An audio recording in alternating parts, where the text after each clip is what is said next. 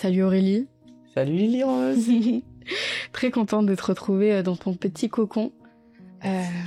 Merci à toi de m'accueillir pour parler de toi, de ton histoire, de ton parcours. Et surtout, on avait une intention très forte. Avant d'enregistrer, on en discutait justement. Ce qui est vraiment important pour moi à travers cet épisode, c'est vraiment de créer un lien, créer une connexion et créer un nouveau possible auprès de toutes les personnes qui ont vécu des agressions, des violences ou en tout cas une épreuve, un choc qui était vraiment compliqué. Puisque toi, c'est ce qui s'est passé aujourd'hui. Tu vas briser le silence sur ce tabou aussi qui peut exister, comme l'a fait aussi Gisèle Pelicot là il y a pas très longtemps, qui nous a montré que en étant fière, en étant forte, la honte devait changer de camp. Et ça a été vraiment un super message qui est venu bousculer notre conception. Notre vision de l'agresseur, de l'agression, etc. Et du coup, c'est un sujet que je trouve hyper important, que je suis très contente d'aborder avec toi et d'essayer d'y apporter de la légèreté, d'essayer d'y apporter des solutions en fait, d'essayer d'apporter, ok, il se passe ça, mais qu'est-ce qui se passe après ? Qu'est-ce qui peut se passer après ? Et du coup, à travers ton parcours, tu vas pouvoir en témoigner. Tu as sorti ton livre il y a pas très longtemps. Alors, je lis mes notes pour pas me tromper parce que j'avais noté conscience au lieu de présence. Donc, c'est Briser l'armure du GHB à la pleine présence. Du coup, dans lequel tu partages ton expérience de soumission chimique à Shanghai. C'est sorti 6 mois avant Gisèle Pelicot. Enfin, je pense que ça peut être intéressant de le souligner pour pas dire je surfe sur la vague et Pas vraiment. Voilà, l'idée c'est pas ça du tout. Donc voilà, l'intention aujourd'hui, c'est vraiment de vous aider, d'apporter des clés et de dire on est ensemble en fait, les sœurs. J'ai vraiment ce truc un peu de sœur, de sororité là, t'en parles beaucoup dans ton livre, de toute cette sororité qui toi t'a porté. Et je sais pas, je sens que c'est important de venir le poser. Bref, j'arrête tout mon introduction et toutes mes péripéties, mais je trouve que c'est chouette de poser ça. J'aimerais commencer et introduire cet épisode en parlant de ton agression, finalement, comment ça s'est passé. Et au-delà de comment ça s'est passé et des faits, c'est surtout que toi, t'as eu une pièce manquante du puzzle, en fait. C'est que tu te souviens pas, puisque ça a été avec le GHB. Et du coup, comment tu évolues, comment tu vis avec ce trou, en fait, dans ta vie? La pièce de puzzle manquante, ouais, c'est une belle image que t'as trouvée. Et en même temps, quand tu me l'as dit tout à l'heure, je me suis dit, c'est presque tout le puzzle qui manque, tellement que c'est énorme.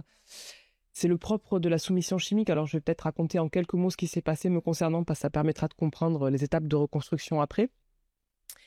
Mais donc, c'était une agression sous GHB. Donc, la soumission chimique, aujourd'hui, tout le monde sait ce que c'est, mais je vais quand même le redire en quelques mots. C'est quand quelqu'un, un agresseur, met une substance dans le verre, ou en tout cas fait inhaler ou fait manger une substance à une personne qui n'est pas informée, donc contre son gré, pour abuser d'elle. Donc très souvent c'est à des fins de viol ou à des fins d'agression sexuelle, mais ça peut aussi être pour lui extorquer de l'argent ou d'autres manières.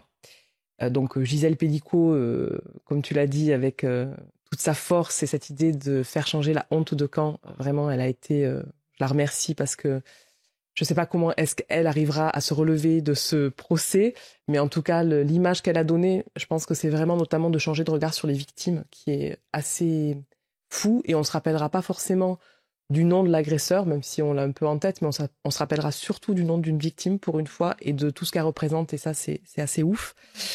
Et en ce qui me concerne, donc c'est la soumission chimique, c'est le même procédé, mais c'est pas du tout la même histoire. Mais je pense que ce qui m'est arrivé peut-être fera des échos à beaucoup de personnes. J'étais à ce moment-là, donc on était le 31 décembre 2009, je vivais à Shanghai depuis 6 mois, donc je parlais chinois, j'étais expatriée, comme on disait à l'époque, en Chine. Et je vivais en Chine avec mon conjoint. Et là, on a fêté le 31 décembre dans un très bel endroit, un grand salon dans un hôtel, le Marriott, à Shanghai. Et donc j'étais avec ce conjoint, avec d'autres amis internationaux. C'était une soirée dont le billet d'entrée était très cher, c'était 100 € l'entrée. Et à l'époque, c'était presque le tarif, le salaire d'un ouvrier, donc vraiment un prix très élevé. Et je me rappelle de tout le début de la soirée, quand on a été au resto avant, quand on a dansé avec des amis. Je me rappelle d'avoir fait chin-chin sur la piste de danse avec mes copines pour les 12 coups de minuit. Et après, plus rien. C'est là où la fameuse pièce manquante du puzzle arrive. Et quand je dis plus rien, c'est-à-dire le vide absolu, pas un seul souvenir jusqu'à mon réveil, quelques heures après, donc je sais pas si c'est 2 heures, 3 heures ou 4 heures après, dans un endroit que je voyais pour la première fois de ma vie. Donc moi, je vivais en Chine depuis quelque temps, mais le fait d'être en plus à l'étranger a rajouté, on va dire, un côté effroi, parce que j'avais encore moins de repères.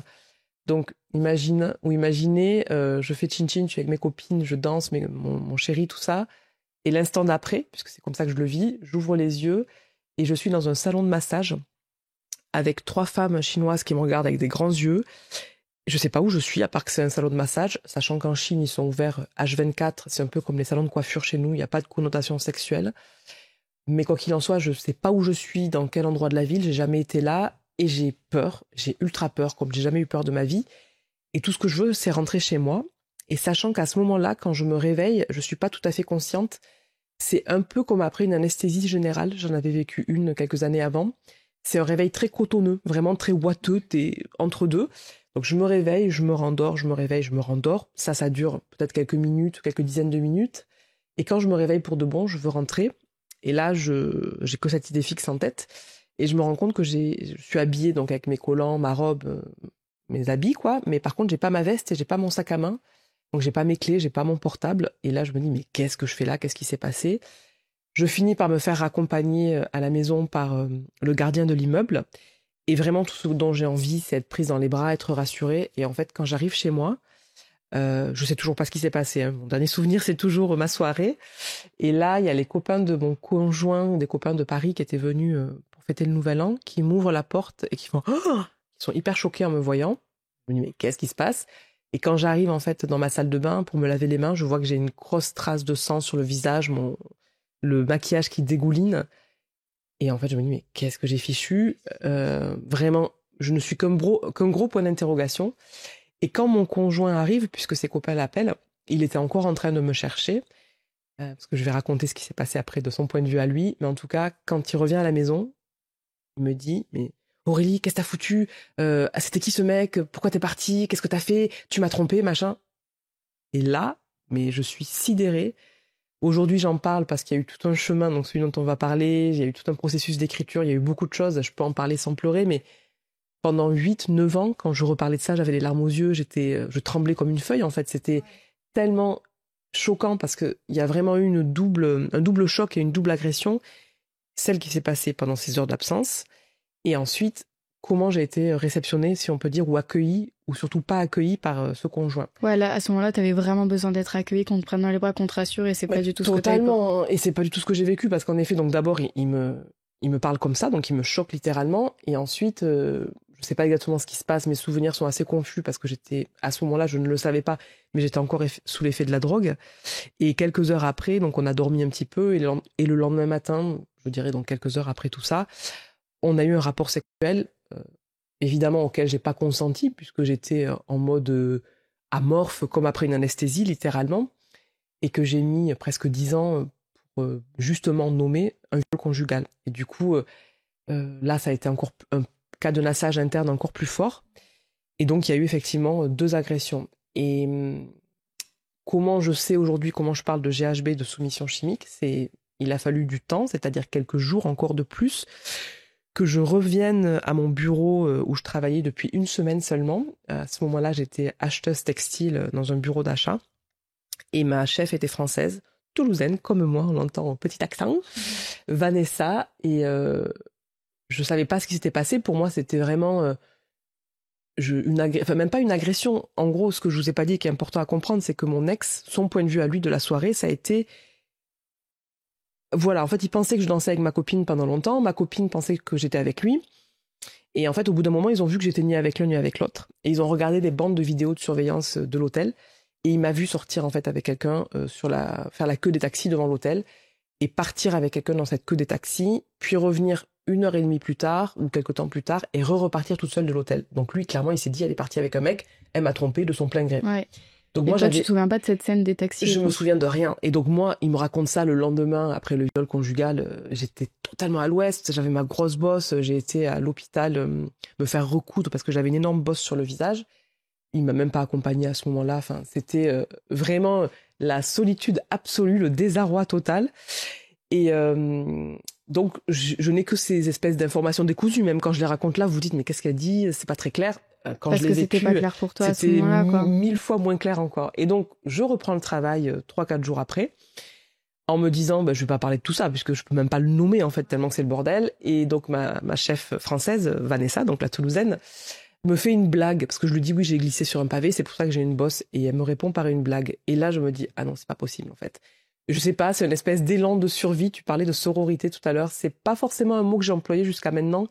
Parce que pour moi, la sororité, c'est qu'on est vraiment plusieurs femmes. Mais ce qui est sûr, c'est qu'il y a eu plusieurs femmes sur mon parcours, mais pas forcément toutes en même temps. Donc à la fin, évidemment, c'est de la sororité.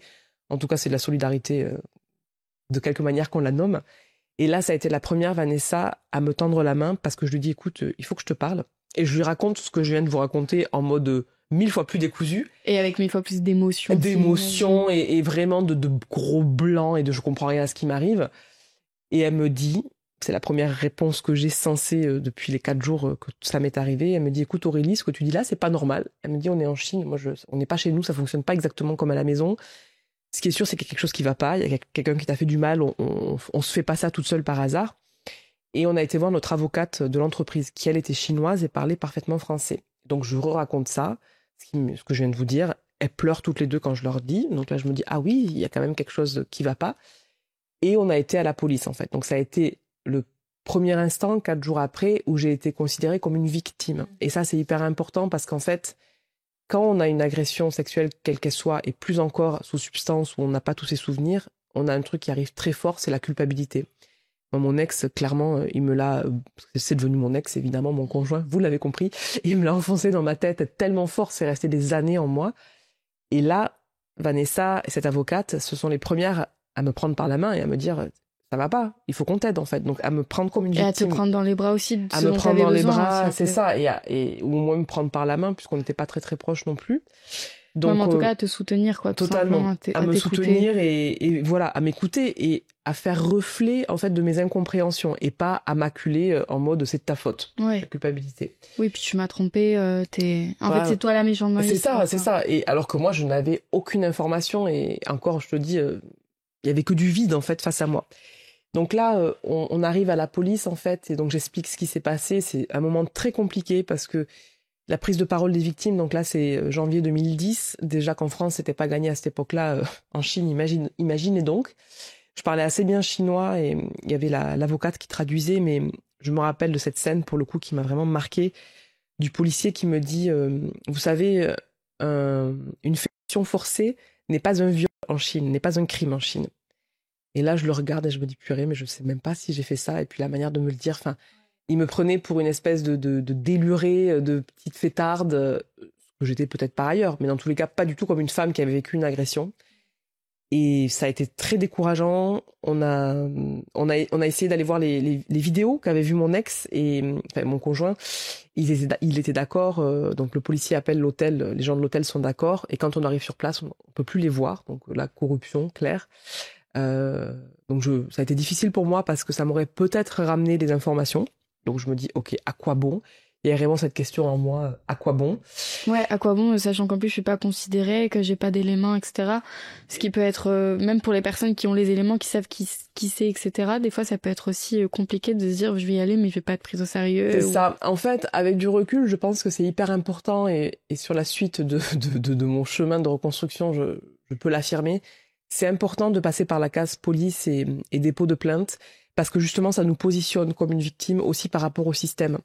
Et même si c'est pas parfait, donc à l'époque c'était vraiment loin d'être parfait et aujourd'hui c'est pas parfait non plus, notamment parce qu'il manque des moyens, c'est pas tant les policiers le problème, mais c'est vraiment parce qu'ils n'ont pas le temps de mener les enquêtes, ils n'ont pas le temps de prendre parfois la parole dans le détail qu'il faudrait, mais la plupart des policiers que j'ai rencontrés depuis sont des personnes qui veulent faire bien leur job en fait. Mais malgré toutes ces failles dans le système ou tous ces dysfonctionnements, d'aller à la police, c'est important parce que ça vous positionne encore plus en tant que victime, en fait. Face, la police, qu'on le veuille ou non, c'est l'institution qui représente et la justice, et le droit, et les gentils contre les méchants, si on a fait. Et ça représentait quoi à l'intérieur de toi, de te sentir justement considérée comme une victime? Parce qu'après, est-ce que le risque, c'est pas non plus de pas s'enfermer, tu vois, mais du coup, de rester enfin, tu vois, si de tu t'enfermes rester en trop, position de du coup, victime. tu restes bloqué et ça t'empêche aussi d'avancer. Mais j'ai l'impression que tu le dis plus dans le sens, c'est une étape dans le processus. Exactement. En fait. C'est-à-dire que c'est pas du tout une fin en soi. C'est pas parce que tu vas aller porter plainte à la police pour quelque agression que ce soit que tout va se résoudre. Pas du tout. Mais si tu le fais pas, parce que parfois j'entends notamment des féministes ou des personnes un peu engagées qui disent ça sert à rien d'aller à la police, ils vous aideront jamais, machin, un truc très très revendicatif. Bon bref, plein de revendications.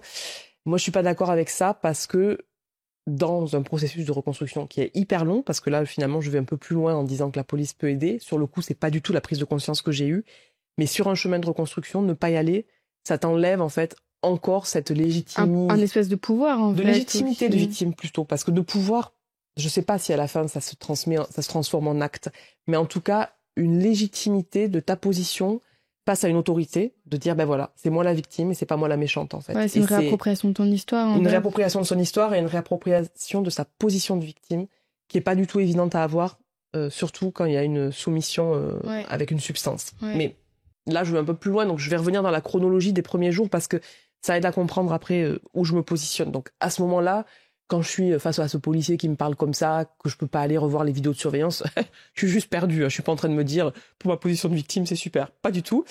Mais sur le long terme, je sais que ça a participé. Et donc là, je suis encore hyper mal et je veux rentrer chez moi. Et Vanessa me dit il y a un médecin français à Shanghai et ça serait quand même bien que tu ailles le voir, ne serait-ce que pour lui montrer ton œil, est-ce qu'il est bien recousu. C'était juste au-dessus de la paupière, et pour lui parler de ce qui t'est arrivé. Et c'était le meilleur conseil que j'ai reçu, parce qu'à ce moment-là, j'arrive donc dans ce cabinet. À l'époque, on était 10 000 Français vivant à Shanghai, et donc il y avait un médecin français. Quand j'arrive dans son cabinet, pour la première fois, je me détends un peu, parce que je me sens comme chez un docteur de chez nous, tu vois. Enfin, c'était pas du tout le côté froid de l'hôpital shanghaïen, ou chez moi, où j'ai pas été bien accueillie. Et donc là, le médecin me reçoit, donc on sculpte mon œil, tout va bien. Et en fait, je lui raconte toute mon histoire très décousue, et il me dit « Vous avez été victime du GHB ». Et j'avais entendu parler du GHB, moi, quand j'étais plus jeune, notamment en Europe du Nord. Mais en Chine, je pensais pas du tout que ça circulait, notamment parce que les relations hommes-femmes sont plus détendues qu'en Europe. Il n'y a pas ce côté, quand tu te balades dans la rue, tu te sens pas observé, on t'interpelle pas avec des propositions plus ou moins graveleuses quand tu te balades seul le soir ou quoi. Et il y a toujours eu, j'ai trouvé, des relations plus apaisées. Et en fait, justement, le médecin me dit ce que vous me racontez, la manière dont vous n'avez plus de souvenirs, le dernier souvenir très net, après aucun souvenir, la manière de se réveiller, de se rendormir, le fait que vous ayez une grosse bosse. En fait, il me dit, vous avez probablement suivi votre agresseur dans la queue des taxis. À un moment, vous avez repris connaissance et vous êtes revenu à l'hôtel chercher vos amis, vous ne les avez pas trouvés parce que vous n'étiez pas tout à fait en face claire, voilà, pas tout à fait consciente. Vous êtes ressorti de l'hôtel et là, probablement, vous êtes tombé de votre hauteur. Ça, c'est des égratignures, en fait. Donc, vous êtes tombé sur le sol et quelqu'un a dû vous ramasser et vous mettre dans le salon de massage. Et il me dit, la manière dont vous êtes réveillé, le fait de plus avoir du tout de souvenirs comme ça, et cette attitude-là, c'est la drogue du jour. Il me dit, le GHB circule à Shanghai, les expatriés ou les Européennes ou les Occidentales baissent leur garde parce qu'elles pensent que les Chinois sont, que sont moins malveillants, on va dire, ou moins agressifs que d'autres personnes. Et du coup, ça circule. Et il me dit ce chiffre, il me dit, moi, des personnes comme vous, des Françaises comme vous, j'en vois une par mois à Shanghai. Ce qui est énorme, si tu te dis qu'il y a 10 000 Françaises, en fait. Donc, une personne qui va le voir. Donc, combien qui ont été dans des états similaires. Et ça a été la seule reconstitution que j'ai eue valable jusqu'à aujourd'hui, finalement. Mais au moins, sur le coup, ça m'a vraiment tout changé la donne, parce que je me suis dit, c'est pas seulement moi qui me suis, entre guillemets, bourré la gueule et qui ai suivi quelqu'un par hasard. Il y a vraiment eu une agression et quelqu'un qui a abusé de moi. Et il a complété en me disant, vous n'avez pas été violé, autrement votre corps s'en serait souvenu, vous auriez eu mal, vous n'auriez pas eu vos collants, etc. Sur le coup, donc il m'a dit, après on ne sait pas ce qui s'est passé avec le reste du corps, mais au moins soyez assurés de ça. Et quand il m'a dit ça, ça m'a fait beaucoup de bien de l'entendre. Mais finalement, des années plus tard, je dirais entre peut-être 7-8 ans plus tard, quand j'ai parlé de ce type d'agression avec d'autres femmes qui avaient vécu ça, je me suis rendu compte que ce qu'il avait dit là n'était pas juste, parce que finalement, quand tu as une substance comme ça, d'une part, ça peut te désinhiber, et d'autre part, en fait, tu obtempères à tout ce qu'on te demande. Donc si on te dit déshabille-toi, rhabille-toi, il n'y a pas de traces de lutte, il n'y a pas de traces de déchirure, ni dans les habits, ni dans ton corps. Ouais. Et donc ça, je m'en suis rendu compte après, et c'est peut-être bien, parce que si sur le coup, je m'étais dit... ça aurait été peut-être trop... Ouais, ça aurait été trop d'un coup. Bon, ouais. en tout cas, moi, ça a été comme ça dans mon histoire. Ouais. Mais ce qui a été sûr, c'est que... Enfin, ce qui est sûr, pardon, c'est que après cette conversation-là, ça m'a vraiment beaucoup aidé intellectuellement, c'est-à-dire de comprendre ce qui s'était passé. Par contre, ce qui a été absolument difficile, c'est que la culpabilité que mon ex m'avait mise dans mon cœur, elle y est restée pour des années. Parce que c'est pas un truc qu'on enlève comme ça. Une fois que quelqu'un t'a dit, il m'avait quand même dit avant de repartir, parce qu'on vivait dans 2 villes différentes à ce moment-là. Et donc, au bout de 3 jours après l'agression, donc avant toute cette journée avec Vanessa et la police et le médecin, il m'avait dit, ça te servira de leçon, ce qui t'est arrivé. Cette phrase atroce, en allusion à nos soirées parfois alcoolisées qu'on pouvait avoir et où j'étais parfois dans des états un peu trop débridés selon lui. Mais cette phrase, ça te servira de leçon. Mais ça t'est jamais arrivé de perdre connaissance Bah non. Et puis surtout, pas dans cet état-là. Et puis quand bien même, et ça c'est un truc que j'ai compris aussi bien plus tard, quand bien même tout ça ne me serait arrivé qu'avec de l'alcool, il y a un terme maintenant qui s'appelle la vulnérabilité chimique. C'est quand quelqu'un abuse de toi parce que tu as une substance, en l'occurrence l'alcool, et que tu n'es plus dans ton état normal, et qu'il y a une personne qui utilise cette opportunité pour t'agresser. Et c'est pareil. En fait, si j'avais eu que de l'alcool, que j'avais bu volontairement, mais que j'étais dans cet état-là, et j'étais quand même une victime, et face à moi, il y avait un agresseur qui a profité de la situation, et il y a eu un violence conjugale le lendemain parce que j'étais pas dans mon état normal. Et ça, il m'a fallu des années pour le comprendre. Donc là, quand je finis cette journée-là, ça va mieux, comme je te disais, intellectuellement, mais par contre, dans mon cœur, c'est encore compliqué. Sauf qu'à ce moment-là, je vis encore à Shanghai, et mon seul repère, c'est mon ex, en fait, mon conjoint. Et du coup, j'ai tout fermé à l'intérieur. Je me suis mis en mode on continue. Oui, tout va bien, c'est pas grave. C'est ça va aller. Il y a eu des moments où ça a été un peu difficile, mais globalement, j'ai vu une coach PNL. Il n'y avait pas de psychologue français à l'époque, donc j'ai vu une coach qui avait une approche en programmation neurolinguistique, on va dire, qui m'a aidé à tenir debout. Et elle m'a donné un bon conseil, un excellent conseil même, qui était d'investir quelque chose qui me faisait du bien. Et en l'occurrence, ça a été l'écriture. Et là, ça a été le début d'un processus, je veux dire, de reconstruction. Et par l'écriture, j'allais dire d'auto-guérison, donc quelque chose d'encore plus poussé, profond, qui m'a permis, en fait, à ce moment-là, quand je vivais à Shanghai, de écrire une espèce de nouvelle très décousue, mais où je pouvais partir de l'histoire qui m'était arrivée pour faire une fiction, et où je pouvais remplir les fameux trous, les fameuses pièces du puzzle manquantes. Et ça m'a fait un bien fou. Ça a largement pas été suffisant face à ce que j'avais vécu, mais en tout cas, ça m'a permis de continuer. Donc ça, c'était... Et ouais, ça a été la suite. Ouais. Et justement, si on devait parler de la suite, du coup, au niveau de ton chemin de reconstruction, donc déjà, tu trouves que tu as donné quelques étapes clés. Finalement, c'est dans un premier temps accepter peut-être la situation, la regarder en face, accepter le statut de victime dans un premier temps, poser un acte qui serait par exemple d'aller voir la police. Bon, ça je pense en fonction aussi du ressenti de chacun, mais en tout cas toi c'est un acte qui t'a vraiment aidé dans ton chemin de reconstruction. Quelle est la suite du coup Alors dans ce que tu dis, je compléterai avec les médecins. En fait, aller voir le corps médical et des personnes formées pour ça. En fait, au moins un médecin généraliste et peut-être des spécialistes, parce que c'est hyper important pour remettre de l'ordre, tu vois, parce que là, si quelqu'un nous écoute et entend ce que tu dis ou ce que je viens de dire, on a l'impression que c'est très académique et que ça se passe comme ça, mais en fait, sur le coup, t'es dans le bordel absolu. Bah oui. Et clairement, les médecins, la santé, c'est la base, en fait, et après, tout le reste peut découler. Donc, il y aurait ça. Et après, l'écriture, pour moi, c'est ce qui m'a vraiment aidé à chaud. Et l'étape d'après, ça a été... je suis revenue vivre en France, en fait, avec mon conjoint. Et là, je me suis rendu compte que quelque chose n'allait pas. Donc, j'en ai parlé à personne. C'est-à-dire, j'en ai pas parlé à mes amis. Enfin, j'en ai parlé à une seule amie, mais qui a pas vraiment compris ce que j'ai vécu. J'en ai pas parlé à mes parents, alors je m'entendais plutôt bien avec eux. Je suis rentrée 6 mois après pour un mariage en France. J'en ai parlé à personne. Et donc là, 1 an et demi après l'agression, je rentre me réinstaller à Paris. J'étais censée me marier, me fiancer avec ce conjoint-là. Et là, je m'attendais pas du tout à ça, mais tout remonte en fait. Et pourquoi ça remonte à ce moment-là? C'est parce que justement, je retrouve mes repères. Voilà, exactement. Je retrouve mes proches. Et là, je lui dis qu'il y a un truc qui va pas. Et clairement, je sais que je vais le quitter en fait très très rapidement. Et surtout, je repense à cette agression. À ce moment-là, pendant 1 an et demi, je l'ai appelé l'accident. J'arrivais même pas à l'appeler l'agression. C'est à mon retour en France, quelques semaines après, en parlant avec une très proche amie, Jeanne, Elle me dit, mais en fait, c'est pas un accident, c'est une agression que tu as vécue. Et je me rappelle quand je lui raconte, c'est passé le lendemain avec mon conjoint et qu'on a cette relation sexuelle, elle fait, ah, cette grimace-là, tu sais, qui est la grimace, en fait, du dégoût que tu peux pas, ouais, c'est vraiment quand t'as le dégoût qui est plus fort que toi, t'as les lèvres qui se retroussent, quoi, tu peux pas l'en empêcher. Quand je la vois faire ça, en fait, c'était la première fois 2 ans après que je me dis, purée, mais on n'aurait pas dû avoir ce rapport sexuel, tu vois. Et ça a été la première truc de, elle a pas parlé de vol, elle a pas osé, bien sûr, mais ça a été le premier truc de me dire, purée, ça allait pas du début à la fin, quoi, vraiment. Et donc, l'étape d'après, ça a été dans cette reconstruction-là, donc ça a été en même temps d'en parler à mes proches et en même temps d'aller voir un psy. Et ça a été hyper important, les deux.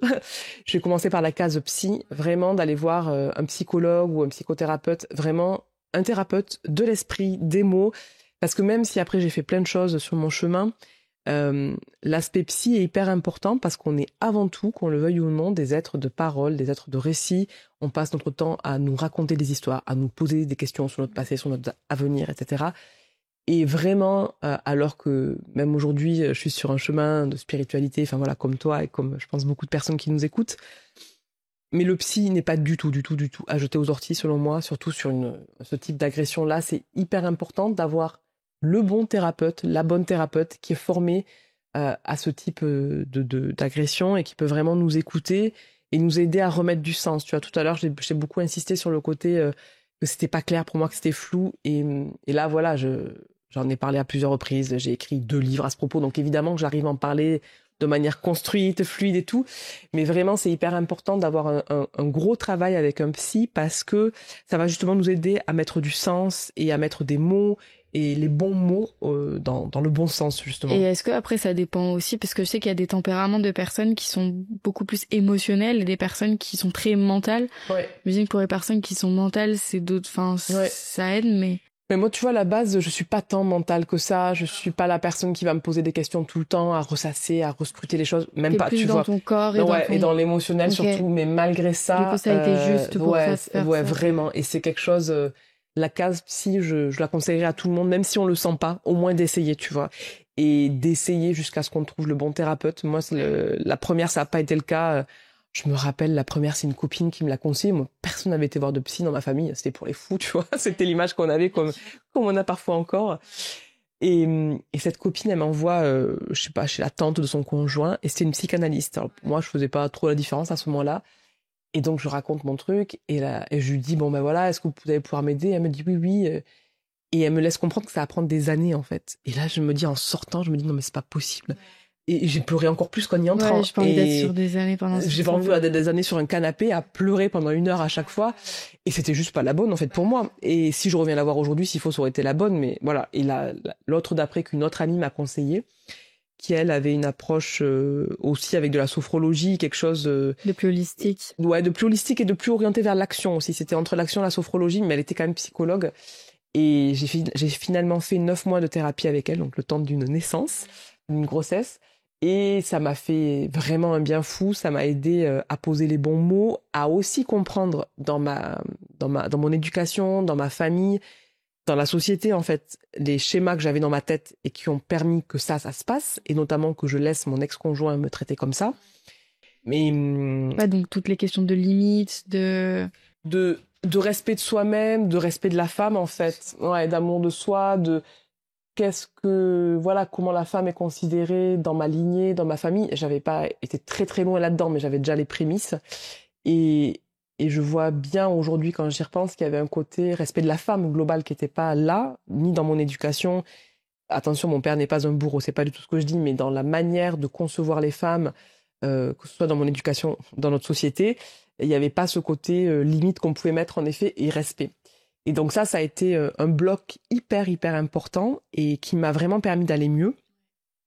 À ce moment-là, donc c'était 2011-2012, donc à peu près, même exactement 2 ans après l'agression.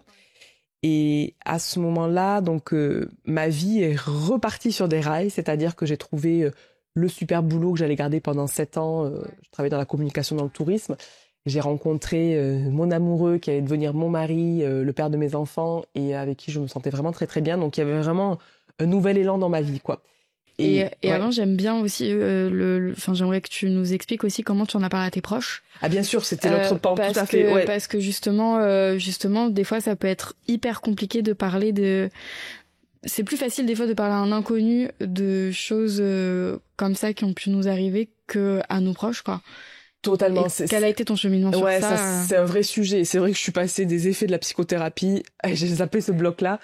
En fait, en parler à ses proches, c'est tellement difficile parce qu'il y a, selon les univers familiaux, mais je pense que c'est très majoritairement partagé en France aujourd'hui, de parler de choses aussi graves et qui touchent autant l'intimité.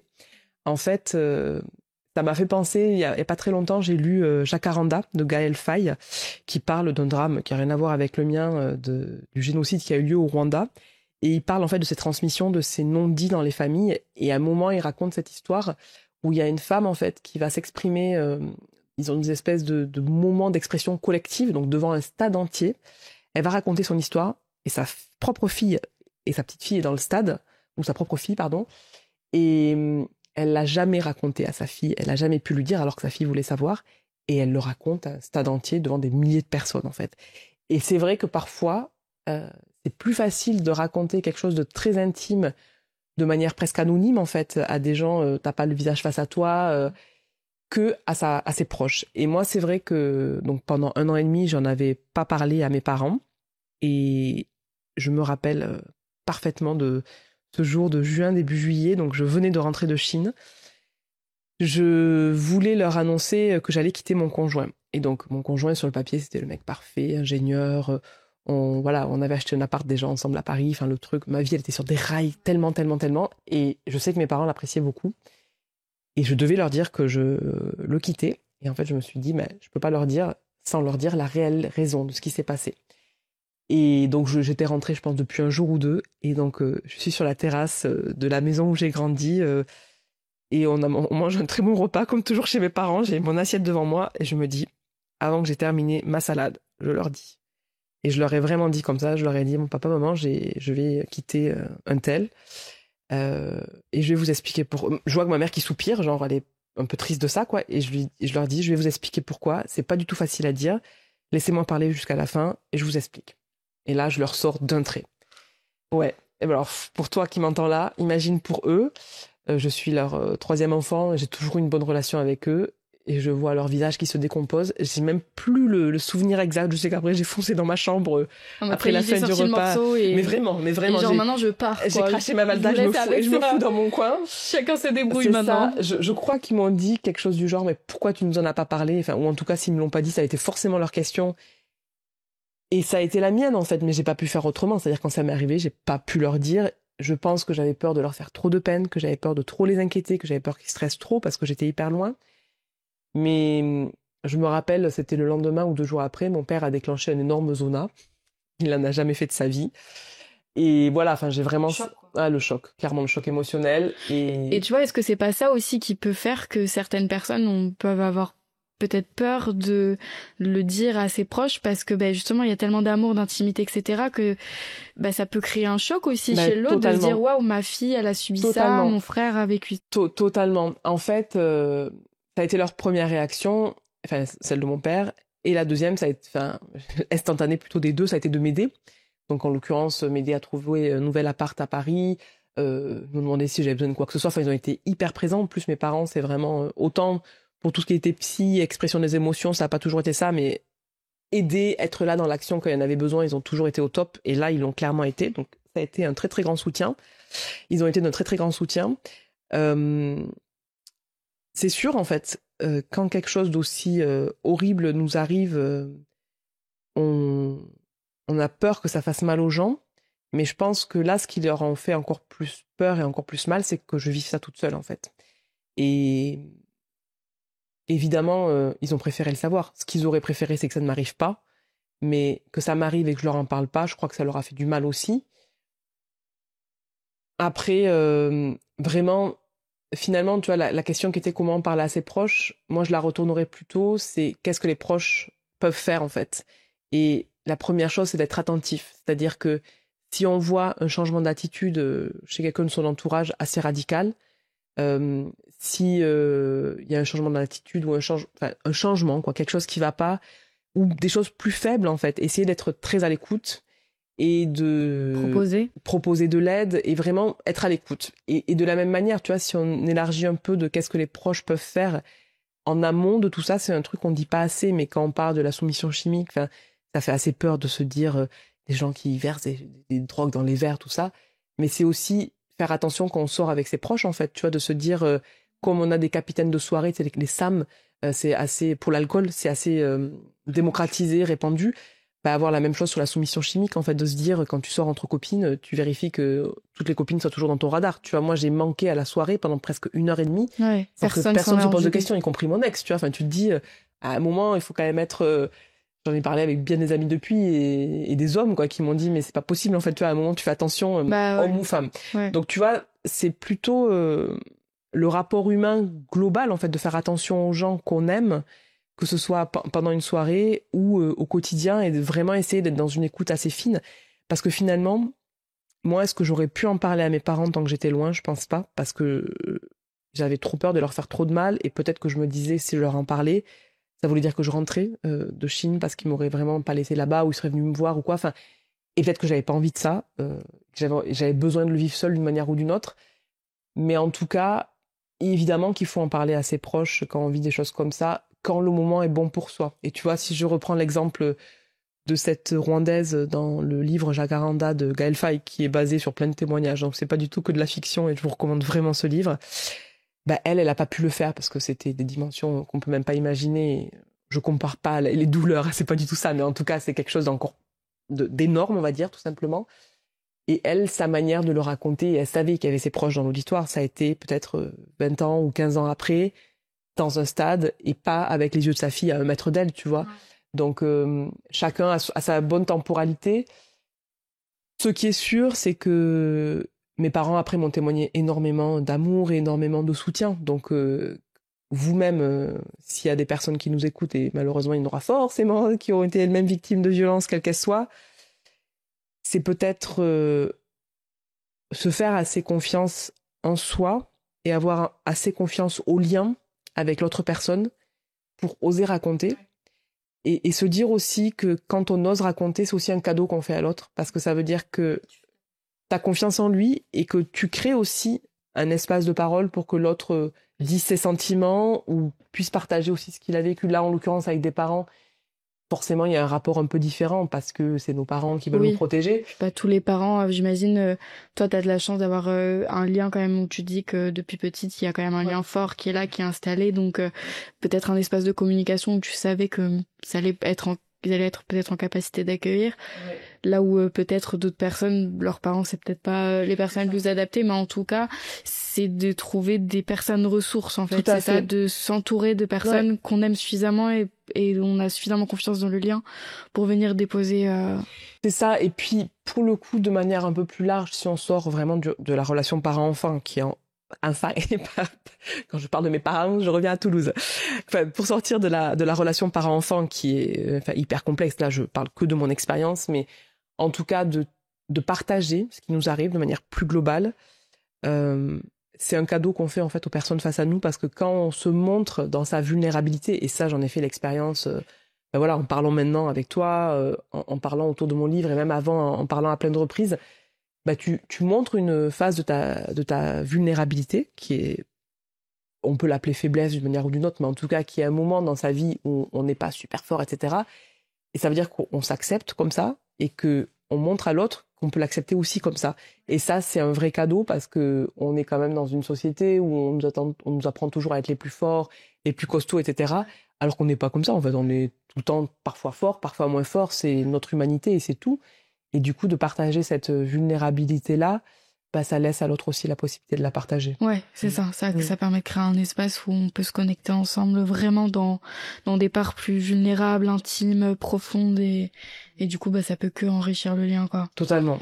Et j'aimerais parler aussi de toute cette étape, du coup, tu t'en parles à la fin de ton livre d'empowerment. Ouais. De comment, peut-être finalement ce que je disais au début, presque l'étape d'après, c'est sortir de cette posture de victime et Totalement. du coup reprendre son pouvoir, reprendre sa puissance, retrouver son corps, retrouver son être, retrouver sa féminité. Toi, donc tu parles, t'en étais à l'étape de psy et parler aux proches. Comment après, tu vois, ok, maintenant que j'ai parlé de cette épreuve, je m'en suis un peu libérée émotionnellement, j'ai traversé le truc. Comment j'en fais une force en fait? Alors, j'ai parlé de cette épreuve, je m'en suis libérée intellectuellement plus qu'émotionnellement, parce qu'en fait, émotionnellement, je pensais avoir fait le tour, mais pas du tout. Ouais, ça revient. Grave, il y a eu une espèce de boomerang assez inattendu. Donc là, on fait un grand saut dans le temps, et en gros, c'est arrivé avec la naissance de mon deuxième fils, donc décembre 2017, donc c'est exactement 8 ans après. Là, j'ai un épuisement global, voilà, 2 enfants, working girl, machin. Il y avait des déséquilibres dans ma vie de famille, enfin voilà, vraiment épuisement, et tout ça nous amène tranquillement au confinement 2 ans après, en 2020. Et là, dans mon couple, ça va à peu près bien, pas hyper bien, il y a eu des grosses secousses, mais on est quand même toujours ensemble. Et au moment du confinement, alors que voilà, j'étais dans ce gros état d'épuisement, donc vraiment très fatiguée de ma vie, on est tous enfermés à la maison, donc nous on est enfermés tous les 4, 2 enfants à Paris, avec leur papa et moi. Et là, en fait, pour la première fois depuis des années, je repense à cette histoire-là et je repense à mon ex, en fait. Et pourquoi ? Parce que je vois de la colère qui remonte, qui remonte, qui remonte. J'en parle beaucoup avec le père de mes fils. Et lui, pour lui, la parole est sacrée, il est malien. Et vraiment, il faut que, à chaque fois que je lui parle de manière un peu agressive ou quoi, c'est de la violence verbale, il comprend pas. Ça fait beaucoup de prises de bec entre nous. Vu que je suis épuisée, ça ressort de plus en plus. Et à ce moment-là, alors que vraiment j'y avais pas pensé depuis 6 ans, mais pas du tout, je repense à mon ex et je repense à comment est-ce qu'il m'a traité. Et là, pour la première fois, je mets le mot viol conjugal dessus. Donc, tu vois, on est en 2020, c'est 10 ans après. Et là, je réalise en fait que j'ai pas été en colère contre lui du tout. Et autant sur l'aspect psychologique, intellectuel et tout, j'avais compris comment est-ce qu'il avait pu me traiter comme ça, parce que la société, mes schémas, mes machins. Mais autant, je l'avais pas insulté, j'avais pas eu envie de le taper ni rien. Et ça ressort au moment du confinement. Pas de bol. Et donc, Raté. c'est ça, là t'es enfermé chez toi. Qu'est-ce que tu fais? Et je rappelle ma psy, la fameuse psy avec qui j'avais eu ce travail de 9 mois. Et en fait, elle me dit, mais écoutez Aurélie, la colère, c'est un bon sentiment. Et pour moi, la colère, c'était un truc qu'il fallait à tout prix réprimer. Parce que ma maman avait tendance à avoir une parole assez punchy que j'ai appris à nommer violence verbale, mais parce qu'elle en était là où elle en était dans sa vie.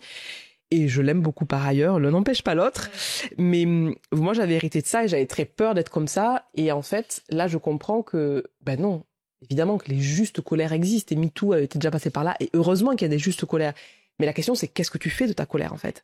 Et c'est là où tu parlais du mot empowerment. Alors moi, j'aime bien. Empuissancement. En français, pardon. Non, mais les deux marchent en français, mais j'aime bien le mot empuissancement.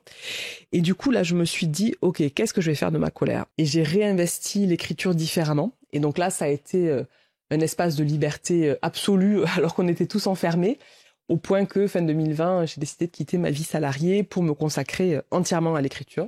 Donc ça a été encore un autre pan de ma vie tellement important.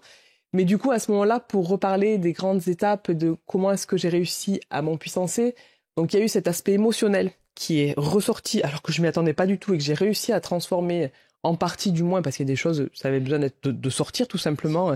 Et donc j'ai pu faire des gros doigts d'honneur, enfin voilà, un truc, tu vois, d'expression, j'ai dansé, j'ai tapé, mais vraiment, enfin plein de techniques très efficaces pour les faire sortir parce que vraiment il y avait matière. Vas-y, c'est quoi tes techniques très efficaces? Alors il y a un truc, c'est la grosse grimace, tu fais une doigt d'honneur comme ça et tu tires la langue comme ça. Je fais pas trop parce que c'est ultra moche et tu cries comme ça hyper longtemps. Ouais, genre tu laisses le truc sortir. Et comme si tu l'insultes en fait, tu peux mettre des coups de poing dans un fauteuil, dans un coussin, tu peux vraiment taper plutôt sur un punching ball, mais vraiment faire sortir le truc, crier. Comme l'énergie laisser sortir l'énergie qui est à l'intérieur. Totalement. Et je pense qu'il y a vraiment, tu peux avoir des techniques de transformation par l'écriture, par l'art, évidemment, c'est un super moyen, mais déjà le laisser sortir, quoi. Aussi, vraiment, première étape, laisser sortir. Et sur le côté, justement, acceptation et digestion émotionnelle de cette agression-là, donc il y a eu ce côté accepter la colère, la transformer.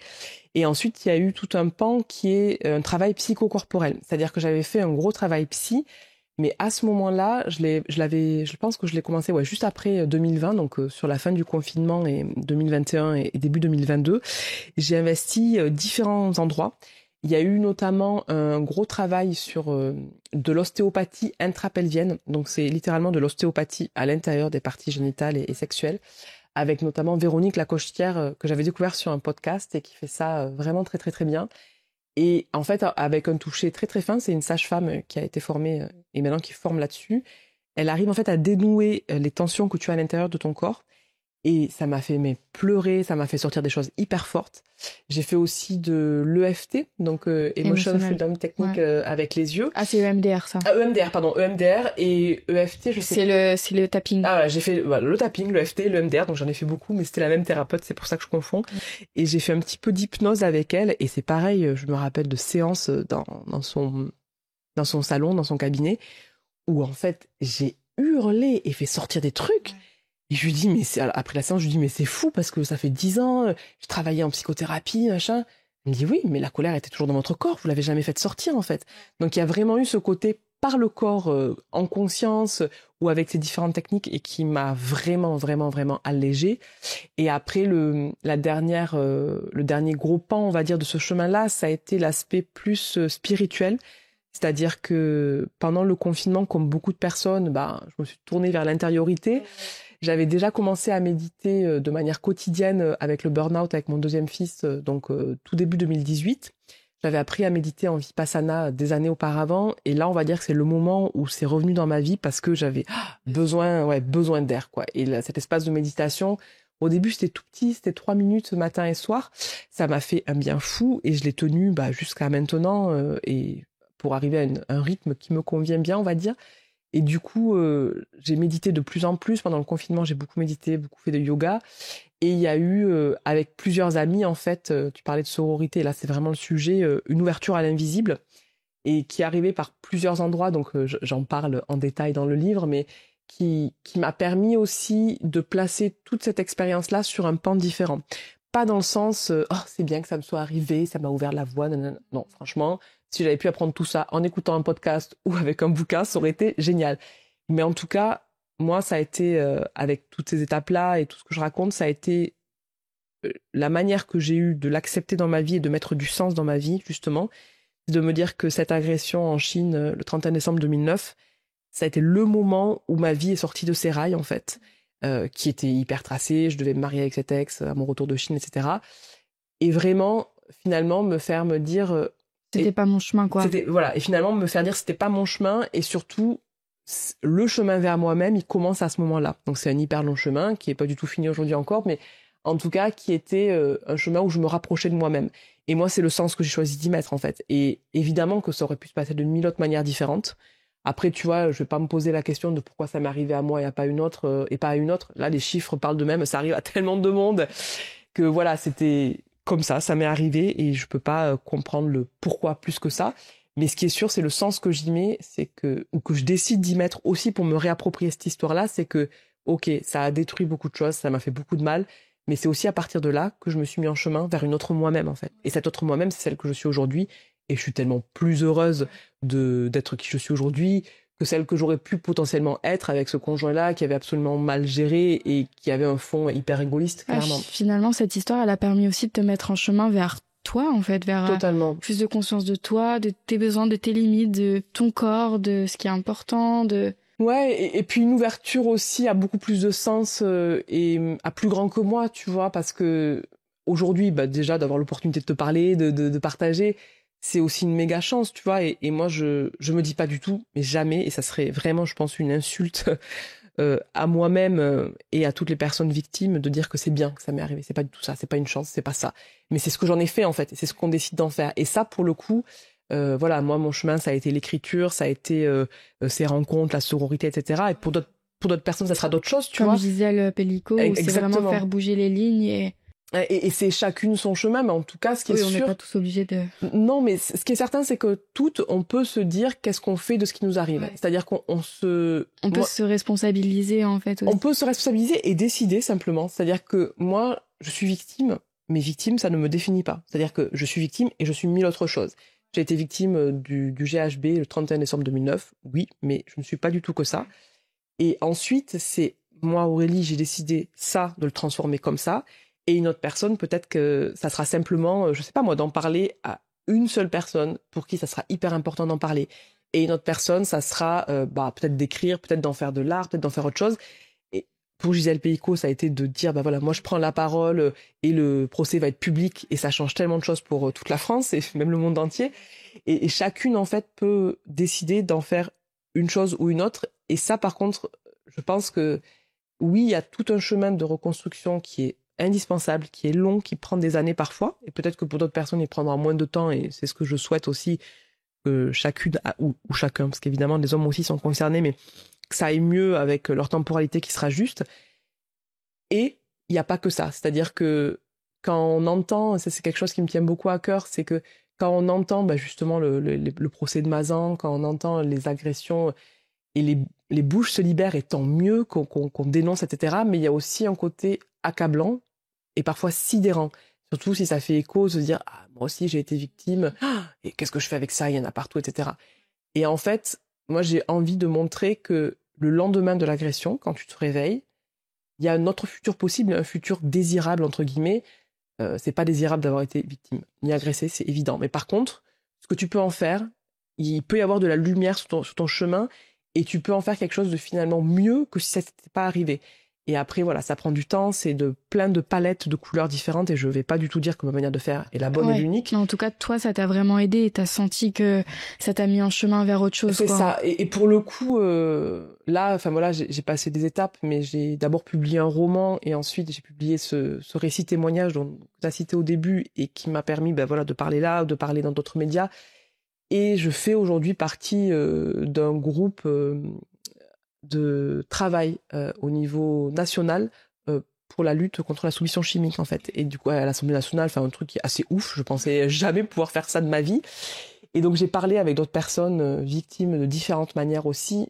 Et en fait, on est vraiment d'accord là-dessus que on a des agressions différentes, on a des chemins différents. Mais ce sur quoi on est d'accord, c'est qu'il faut aussi partager l'après et que, en fait, en libérant la parole, en parlant à ses proches, comme on l'expliquait tout à l'heure, en se faisant aider, etc., ça permet aussi d'aller vers un après et de pas être bloqué dans je suis victime et ma vie se limite à ça. D'être toujours envoyé à ça, quoi. Exactement. Et en fait, encore une fois, les chiffres parlent d'eux-mêmes. Je pense qu'on est plus de 50% des femmes à être victimes d'agressions sexuelles au minimum, si on inclut les agressions au sens large.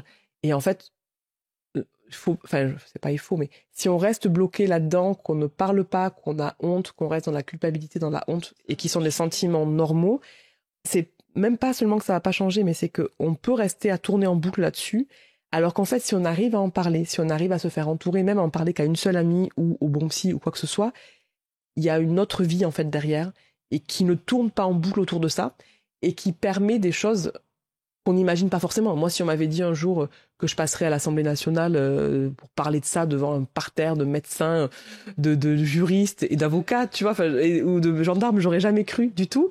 Et ce que je veux simplement partager en partageant ça, c'est que si on sort de ce côté je suis victime, j'ose pas en parler, j'ai honte, il y a plein de possibles derrière et qui dépassent largement ce qu'on peut imaginer. Et c'est vraiment à chacune de voir qu'est-ce qu'elle peut faire avec qui elle est, à chacune et à chacun. Mais en tout cas, mon message, et ça j'en suis sûre, c'est que notre vie ne s'arrête pas avec cette agression-là et notre vie ne s'arrête pas avec j'ai été victime et point, quoi. Il y a vraiment un après possible. Et dans mon cas, ça a été un après, je pense, d'empuissancement et où il y a eu beaucoup de lumière. Et c'est vraiment ce que je souhaite à chacune et à chacun, quoi. Ouais, trop chouette. Merci beaucoup pour tous ces partages et dans tout ce que tu as dit, ça fait écho avec par exemple l'épisode qui sortira demain alors on enregistre, mais du coup il sera sorti déjà quand on parlera, mais j'ai reçu Gwenaëlle Percio qui nous parle justement des blessures psychotraumatiques, des traumatismes et justement comment se libérer de ça. Donc ça vient faire boucler avec ce que tu as dit. Tu as parlé de la colère, il y a un épisode aussi sur la colère que je vous invite à aller écouter aussi qui est hyper précieux. Enfin bref, voilà, il y a plein d'autres ressources, donc aussi nourrissez-vous de témoignages, de compréhension, de sens et ça va aller, on est ensemble. Moi, j'ai envie de dire on est ensemble dans tout ça. Je souhaite que cet épisode vraiment vous puisse vous toucher, puisse vous donner de l'espoir. En tout cas, moi, voilà, merci d'avoir témoigné, d'avoir été sensible, sincère sur ce qui s'est passé pour toi. Je suis sûre que ça pourra aider. Oh, merci beaucoup Lily Rose et merci à chacune et à chacun pour vos écoutes. Merci. C'était une joie de partager, vraiment. C'était trop chouette. Je te pose 2 questions. La première, c'est au niveau des bouquins. Est-ce que tu aurais des bouquins, des ressources, des documentaires, des films peut-être, je sais pas, à partager qui toi t'ont aidé, t'ont inspiré sur ton chemin justement de reconstruction? Bon, il y a des podcasts que j'écoute. Ouais. Il y a le tien. Ouais. Il y a le podcast Métamorphose que j'ai beaucoup écouté, qui m'a beaucoup aidé. Il y a le podcast Zétéo, qui est un podcast chrétien et qui ouvre très largement sur la spiritualité, sur les chemins de chacun. C'est plutôt ce qui me vient en tête. Il y a un livre, Les clés de votre énergie, de Natacha Calestremé.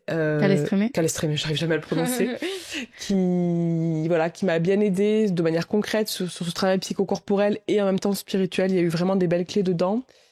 Ouais, on a pas mal de ressources. Ouais, j'ai plein de livres, mais je sèche. Non, mais on est bien. Tu parles de Ton autre vie de Franck Lobvé aussi dans ton bouquin. Oui, tout à fait. Si, voilà, ça y est.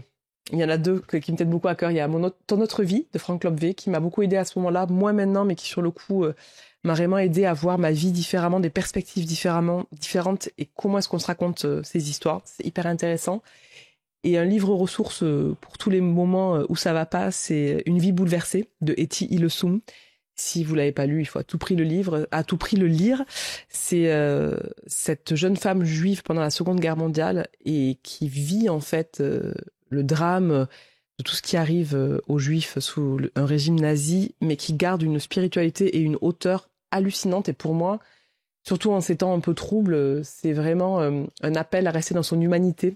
C'est hyper fort. Et ça, c'est un bouquin qui m'a suivi et qui me suit encore énormément. Ouais, quelqu'un qui a la foi en fait, envers et contre tout. Exactement, la foi envers et contre tout. Wow. J'allais le dire comme ça. C'est beau. Précieux comme ressource. La dernière question, tu le sais du coup si t'écoutes le podcast. Mais je l'ai pas préparé, je l'ai écouté il y a longtemps, mais vas-y, redis-moi comme ça, elle va venir spontanément. Je te mets dans l'énergie pour toi Aurélie, c'est quoi une terre happy, une terre qui est heureuse? Ouh. Alors cette question, sachant que je reviens du Maroc où j'étais la semaine dernière et j'étais dans une région où on voit la géologie, mais vraiment sous nos yeux, j'aurais 1000 réponses. Mais celle qui me vient, ça serait une terre happy, ça serait une terre qui reçoit les messages d'espoir, d'amour des personnes qui l'habitent et de tous les êtres vivants qui l'habitent. Et du coup, ça voudrait dire que tous les êtres vivants qui avons la chance d'avoir une conscience que nous sommes, puissions être dans l'humanité, dans le partage, et que nous puissions être conscients de la chance qu'on a d'être en vie, d'être sur cette superbe terre qui nous porte et qui nous demande rien à part d'être heureux sur cette belle terre. Trop bien. Merci beaucoup. Merci à toi. Merci. Et merci à tous d'être restés jusqu'au bout. J'espère que ça vous aura plu.